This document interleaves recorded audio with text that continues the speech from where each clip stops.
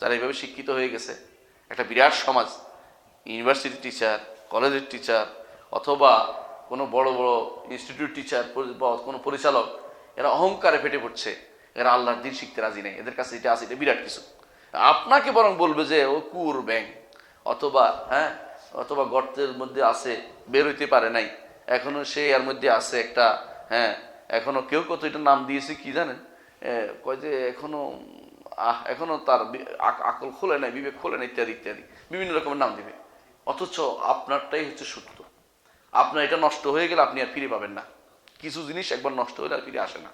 এই জন্য কান্নাকাটি করতে যারা গেছে যে ইমান আসতেছে না, ইমান আসে না, কারো কারো চেষ্টা করলে ইমান ফিরে আসতেছে না, কারণ সে একবার তো নষ্ট করে ফেলছে ইমানের মূল জায়গা।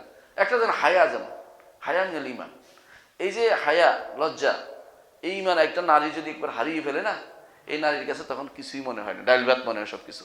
রাস্তায় দাঁড়িয়ে কথা বলতে তার কোনো সমস্যা হয় না, বাজারে গল্প করতে পারে, খটখট কথা বলতে পারে, কিন্তু যে ব্যক্তি, যেই নারী লজ্জা আছে, সে কথা বলে না। কেন কথা বলে না? এবং তার কাছে ইমানও আছে। রাসূলুল্লাহ সাল্লাল্লাহু আলাইহি ওয়াসাল্লাম বলছেন, হায়া খায়রুন কুল্লু, এই লজ্জাটা পুরোটাই ভালো, কারণ ইমানের অংশ যেহেতু, শত্রুর ইমান, আল হায়া মিনাল ইমান বলছে রাসূলুল্লাহ সাল্লাল্লাহু আলাইহি ওয়াসাল্লাম। তো এটা একটা উদাহরণ দিচ্ছি।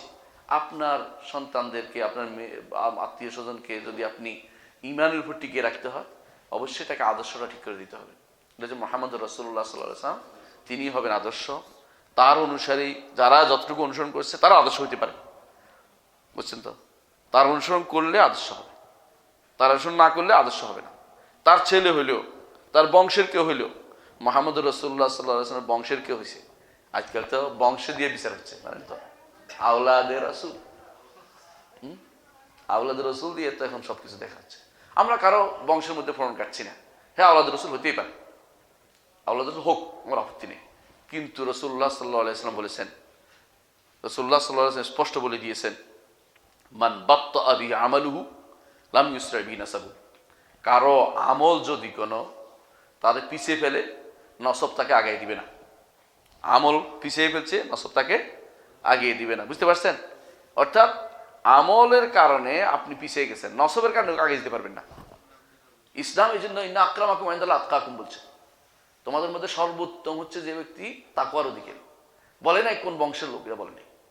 কোরাইশি হয়েও আবু লাহাব কোথায় যাবে? জাহান্নামে।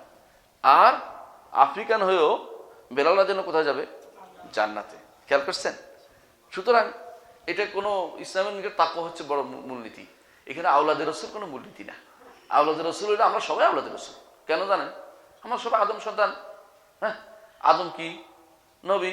আমরা সব নূহের সন্তান, নূহ তো রাসূল। আমরা সব আওলাদের রাসূল, কোনো সন্দেহ নেই। হ্যাঁ, ওইটা দেখাইয়া আমাদের দেশে আসা ওরা সৌদি আরব থেকে, তখন তারা কেন আসছে জানেন? এটা জানতে হবে। সৌদি আরব শেখ হোসেন মহদিন আব্দুল ওয়াহাব যখন তার তাওহীদি অভিযান চালায়, এই লোকগুলি ওই দেশ থেকে পালাই আসছে, কেউ কেউ আইসা এই দেশে আসা পীর হয়েছে, বসতি স্থাপন করছে, বুঝছেন? তো এরা এখন তো আমার দেশে তো সবসময় আগে পূজা করছে ঠাকুরের, এখন পীর পীরের পূজা।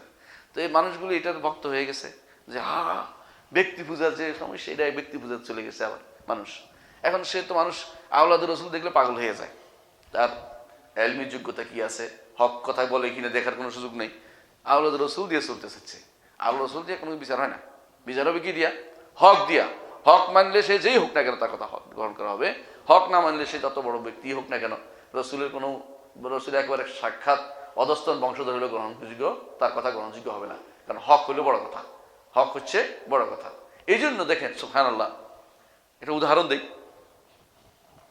আমিরুল মুমিনিন ওমর রাদিয়াল্লাহু আনহু, আমিরুল মুমিনিন আব্দুল মালিক একবার ডাকলেন, যে মক্কার ফকি, মদিনার ফকি, সব জায়গার আলেমদেরকে নিয়ে আসো। যখন আলেমদেরকে নিয়ে আসা হলো, তখন দেখলো যে সবগুলি হচ্ছে দাস, সবগুলি দাস, বড় বড় আলেম সবগুলি দাস। দাস বুঝেন? দাস শ্রেণী, অর্থাৎ যারা এক সময় বাপ মা যুদ্ধ করতে, তাদের যুদ্ধ ধরে আনছিল, বিভিন্ন যুদ্ধের মধ্যে তাদের সন্তানরা, এগুলি এরা সব বড় বড় আলেম। আব্দুল মালিক রাগ করে বললেন যে তোমাদের কারো কি সন্তান হয় না? এরাই আসলো কোত্থেকে? তোমাদের সন্তানটা কোথায় গেল? আরবদের কি কোনো সন্তান হয় না? তখন একজন দাঁড়িয়ে বলল, রাসূলুল্লাহ সাল্লাল্লাহু আলাইহি ওয়াসাল্লাম বলেছেন, ইন্নাল্লাহ ইয়ারফাউ বিহাদা আকওয়ামান ওয়া ইয়াদাউ বিআখারিন, আল্লাহ তাআলা এই কোরআন দিয়ে বহু মানুষকে উপরে উঠাবে আর অনেককে নিচে নামিয়ে দিবে। এরা কোরআন পড়ছে, জানছে, হক জানছে, এরা হাদিস পড়ছে, জানছে, হক জানছে, বলতেছে, এদের দিয়ে আল্লাহ উপরে উঠে দিচ্ছে। আর তোমাদের বসে ঘরের ভিতরে সব ব্যবসা বাণিজ্য নিয়ে তোমরা আসো, তোমাদের সন্তানরা ব্যবসা দুনিয়া নিয়ে আসে, এই জন্য তাদের উপরে উঠতে পারেনি। এটা হলো আমাদের সমস্যা। এই জন্য দুনিয়ার বুকে ওই ব্যক্তি উত্তম যে রাসূলুল্লাহ সাল্লাল্লাহু আলাইহি ওয়াসাল্লামকে অনুসরণ করবে, রাসূলুল্লাহ সাল্লাল্লাহু আলাইহি ওয়াসাল্লামকে আদর্শ মনে করবে, আদর্শ হিসেবে গ্রহণ করে নিবে, এবং সে আদর্শ গ্রহণ করার ক্ষেত্রে সালফে সালেহিনকে সাথে নিবে, যে ওদের মতো ওরা যেভাবে ঈমান আনছে সেইভাবে ঈমান আনবো। ফাইন আমানু বিমিসলি মা আমানতুম বিহি, যেভাবে এরা ঈমান আনছে সেভাবে যদি ঈমান আনো ফাকাদ ইহতাদাউ, হেদায়েত প্রাপ্ত হবে। আল্লাহ আমাদেরকে বুঝার এবং মানার তৌফিক দান করুন। ওয়া আখিরু দাওয়ানা আলহামদুলিল্লাহি রাব্বিল আলামিন। বলছিলেন আপনারা কিসের ব্যাপারে আলোচনা করতে? মসজিদ নির্মাণের ব্যাপারে। সুবহানাল্লাহ, মসজিদ নির্মাণ চলছে, এটা একটা আলহামদুলিল্লাহ সুসংবাদ। আর আমি যদি কোনো টাকা নাও দিতে পারি, কথা বলে কিন্তু সওয়াব পাবো। কারণ রাসূলুল্লাহ সাল্লাল্লাহু আলাইহি ওয়াসাল্লাম বলেছেন, কেউ যদি কোনো মসজিদ নির্মাণ করে, ওয়ালাউ কামাফহাসি কাতাতিন, একটা কাতাতা ছোট পাখি, ছোট পাখি ডিমে, তার দেখবেন রোদ উঠলে পাখিরা, যে কবুতরের মতো পাখিরা ডিমে তা দেওয়ার জন্য ছোট বালুর মধ্যে এরকম এরকম করে একটা জায়গা করে, ডিম নাই কিন্তু একটু ডিনে মেলে দেওয়ার জন্য, ডানা মেলে দেওয়ার জন্য একটা জায়গা করে।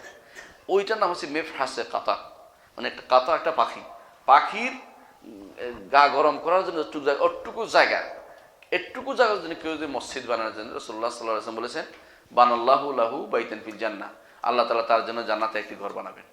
অর্থাৎ পুরোটা দিতে হবে না, পুরোটা দিতে হবে না। আপনাকে আমাকে যদি এই মসজিদের জন্য যতটুকু পারি অতটুকুই দেন, আপনি যেটা দিয়ে পারেন। আপনি যদি বলেন আমি একটুকু একটা সাজ্জাদার জায়গা দিব, একটা সাজ্জাদার জায়গা দিব, তাও কিন্তু বিরাট কিছু। একটা সাজ্জাদার মানে একটা মুসল্লির জায়গা দিব, ধরেন এটা 300 মুসল্লি, 300 মুসল্লির মধ্যে এক মুসল্লির খরচ যা পড়ে সবটা আমি দিব, এটা তো বিরাট কিছু। কিন্তু এরকম ইচ্ছা করলে আপনারা কিন্তু ভাগ্য নিতে পারেন যে আমরা সবাই মিলে দিয়ে দেবো এটাকে। এটাই কিন্তু একটা বিরাট, এটা সাদাকা জারিয়া হিসেবে থাকবে। যতদিন মসজিদ থাকবে অতদিন সওয়াব, যতদিন মসজিদে অতদিন সওয়াব। এর চেয়ে সাদাকা জারিয়া আর কি হতে পারে? রাসূলুল্লাহ সাল্লাল্লাহু আলাইহি ওয়াসাল্লাম বলেছেন, যে জিনিস মৃত্যুর পরে বাকি থাকে, আও মসজিদান বানাহু, অথবা একটা মসজিদ যেটা সে তৈরি করেছে এটাও তার জন্য কবরে চলে যাবে। এই জন্য দেখেন আরব দেশের মানুষ, সুবহানাল্লাহ, আমি দেখেছি, আমার ওস্তাদকে একদিন বলতে শুনেছি, তিনি বলছেন আমার মায়ের জন্য একটা মসজিদ বানাবো, অথচ তার কিছু নেই, তেমন কোনো কিছু নেই, মসজিদ যা আছে তারই একটা মসজিদ বানাতে চাচ্ছে। কেন? মসজিদটা এমন একটা জিনিস, এটার রিওয়ার্ড তার কবরে পৌঁছতেই থাকবে, এটা বন্ধ হবে না। দুনিয়ার আপনি সন্ততি যদি কোনো জাহেল হয়ে যায় কিছু পাইলেন না, শেষ। কিন্তু মসজিদটা আবার থাকলে আপনার জন্য সওয়াব পাবেন, পাই থাকবেন। সন্তান যদি কোনো খারাপ পথে চলে আপনার, তাহলে আপনি কিন্তু দুনিয়া থেকে পেট লেজ কাটা হয়ে গেছেন, কিছু হইল না। যদি সন্তান যদি দিনদার হয় পাবেন কিছু, কোনো সন্দেহ নেই। তার এলেম যদি শিক্ষা দেন পাবেন কিছু, যতদিন এলেম চর্চা থাকে আপনি পাবেন। এই জন্য আমাদের ওস্তাদরা সব কিন্তু পাচ্ছে। একজন বলছিল ইবনে তাইমিয়া রাহমাতুল্লাহ আলাইহির সন্তান নাই, আরেকজন বলছে ওরে তুই কয় সন্তান চাস? দুনিয়া জোড়ে তার সন্তান, তুই কয় সন্তান হাতে? সরাসরি সন্তান তো দরকার নেই। যারা সারাক্ষণ ইবনে তাইমিয়া রাহমাতুল্লাহ বলতেছে, রাহিমাহুল্লাহ বলতেছে, ইবনে তাইমিয়ার কথা বলতেছে, ইবনুল কাইয়িমের কথা বলতেছে, এরা তো দোয়া করে দিয়ে ইবনে তাইমিয়ার তো এমনি ভাষাই দিচ্ছে। তুই তোর সন্তান থাকে তোর দোয়া করতেছে না তোর জন্য, কোনো জন্য মনে করতেছে। সুতরাং মনে রাখবেন তিনটি জিনিসের মধ্যে, যেখানে একটা হচ্ছে সাদাকাতুন জারিয়া, যেটা কাজে লাগবে, এটা হচ্ছে এই মসজিদ। আবার দেখেন এই মসজিদে হবে কি ইলমুন ইউনতাফা বিহি, ইলমের আলোচনা হবে, এটাও এই মসজিদ। আবার এই মসজিদে আপনার সন্তান দিন শিখবে, এটা এই মসজিদ। তো মসজিদের মধ্যে আপনি তিনটে একসাথে পাচ্ছেন, সুবহানাল্লাহ।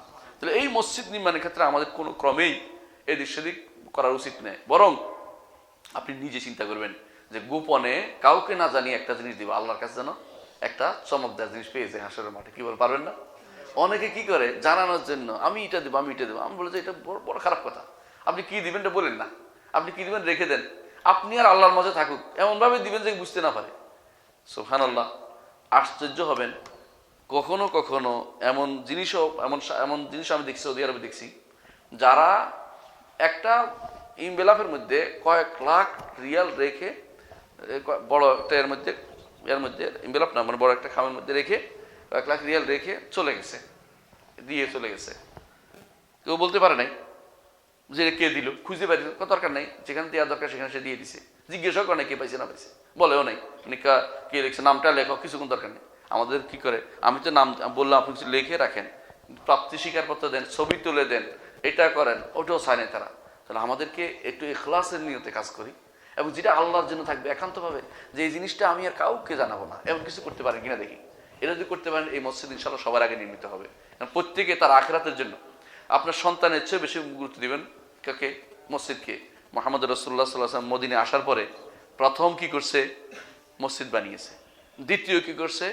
মসজিদ বানিয়েছে। তৃতীয় কি করছে? মসজিদ বানিয়েছে। তিনবার বললাম কেন?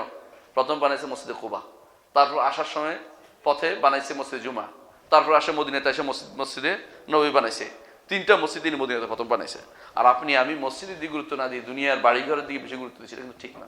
চেষ্টা করা হচ্ছে আমাদের এই কাজটি করা। আল্লাহ আমাদেরকে বুঝার এবং মানা তৌফিক দান করুন। আলহামদুলিল্লাহ রাব্বিল আলামিন। আসসালামু আলাইকুম ওয়া রাহমাতুল্লাহি ওয়া বারাকাতুহু।